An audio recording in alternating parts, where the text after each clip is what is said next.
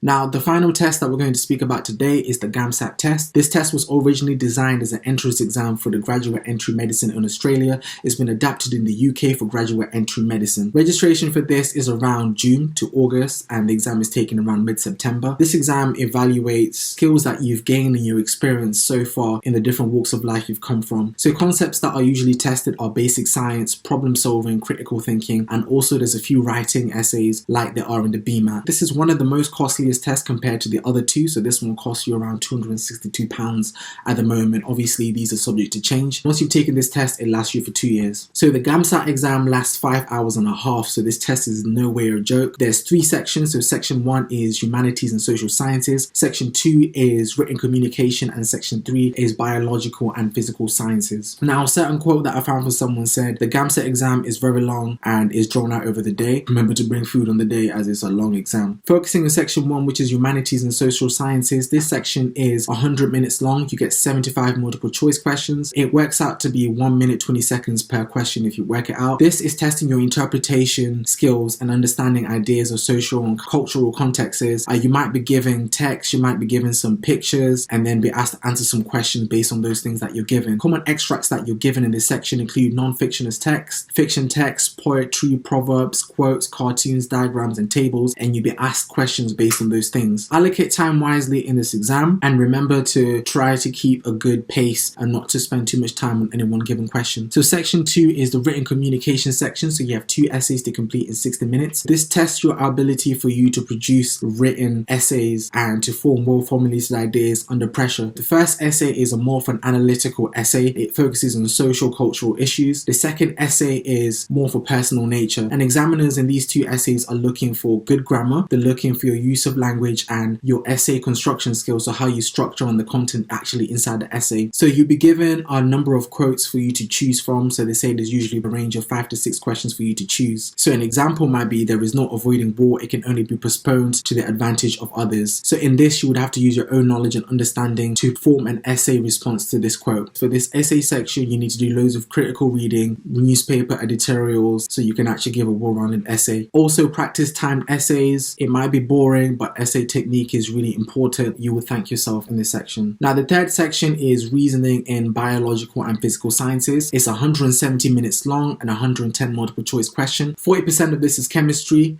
40% of this is biology, and 20% of this is physics. So allocate your revision according to that. So the level of the science that you need to know is first year undergraduate for biology, chemistry, and A level for physics. Questions are a combination of problem solving, the offer hypothesis is you extrapolating conclusions from data, identifying connections between different variables. So your typical science questions. It's designed to test your knowledge in core science principles. Once again, in this section, timing is very important, and they say that this section has so many questions and it's actually most people don't actually finish, and if you don't panic. It says also try to answer the questions that you know first and leave the hardest ones until the end, as you might not have time to finish everything. If you're not from a science background, make sure you're very confident on A level and chemistry, at least at A level standard. Go through as many practice papers as you can, and one person said your emphasis should be on organic chemistry. So the majority of people who sit the GAMSAT obtain an interview on their first test score. Of course, the limiting factor with this test type is the resources. There's very limited resources that are actually available that are free. Most of the resources that there are, you have to pay for, and even with that, there's not even a great range. And most people, there's a textbook that has been advertised on the internet, but most people say they bought the textbook and it wasn't much help. Universities that actually require GAMSAT are Liverpool, Nottingham, St George's London, Swansea, Cardiff, and Plymouth. Remember, this is usually a postgraduate entry exam. So a couple of resources that I've researched and found from the limited resources that there are: try read some A-level chemistry, biology, and physics books. AQA textbooks are usually good, or Excel if you're used to those. Khan Academy tutorials are very good for those concepts that you might need to know, for example, organic chemistry. There is a resource called ACER papers. They usually charge between £10 to £138 depending on the amount of papers that you actually buy. Gold Standard on YouTube is another place where they offer GAMSAT type tutorials as well. And O'Neill GAMSAT papers, these are PDF papers online. They're very hard to source, but if you can get your hands on some and know somebody who has some, good on you.